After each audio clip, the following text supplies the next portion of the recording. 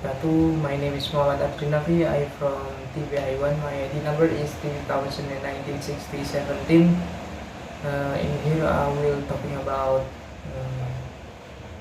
translation and interpreting point chapter 3. There are any 6 points to explain it. Number 1 is the problem of translatability and equivalence in the meaning discussed by Jacobson and central to translation study for the following decades. Number 2 is Nida's scientific methods to analyze meaning in his work on the translating. While number 3 is Nida's concept for formal equivalence and dynamic equivalence and the principle of equivalence effects, focus on the receptor. Point number 4 is Newmark's semantic translation and communicative translation. Point number 5 is development of science of translating in Germany of the 1970s and 1980s. The last point is Pym's natural and directional equivalence. Point number 1, Roman Jacobson, the nature of linguistic meanings and equivalence. Structuralist Roman Jacobson described 3 kinds of translation. It is intralingual, interlingual, and intersynotic, with interlingual referring to a translation between 2 different written sign systems. Jacobson goes on to examine key issue of this type of translation, notably linguistic meaning and equivalence. Jacobson then moved on to consider and the thorny problem of equivalence in the meaning between words in different languages.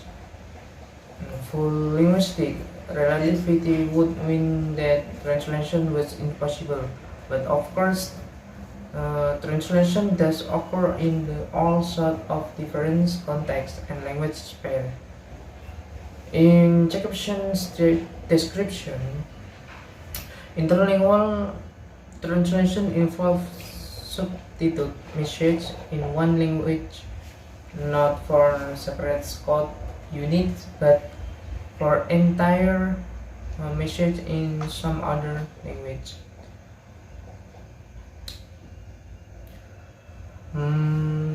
Thus, a translation of cottage cheese would not be the TT unit for cottage plus the unit for cheese.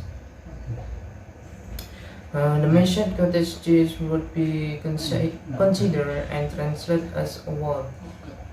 For the message to be equivalent in ST and TT, the code unit will necessarily be different since they belong to different system language. With precision reality differently in Jacobson's discussion, the problem of meaning and equivalence focuses on differences in the structure and terminology of language rather than on any inability of one language and render a message that has been written to uttering in the rather verbal language. For Jacobson, cross-linguistic differences which underlie the concept of equivalence center around obligatory grammatical and lexical form. Languages differ essentially in what they must convey and not in the for Jacobson, cross-linguistic differences which underlie the concept of equivalence center around obligatory grammatical and lexical form. Languages differ essentially in what they must convey and not in what they may convey. For example, of differences are easy to find. They occur at number 1 is the level of gender, number 2 is the level of aspect, and number 3 is the level of semantic field. The next is Nida and the sign of translating. The next is Nida, the sign of translating. Nida describes various scientific approach to meaning relate to words that had been carried by theories in semantic and pragmatic. Pragmatic.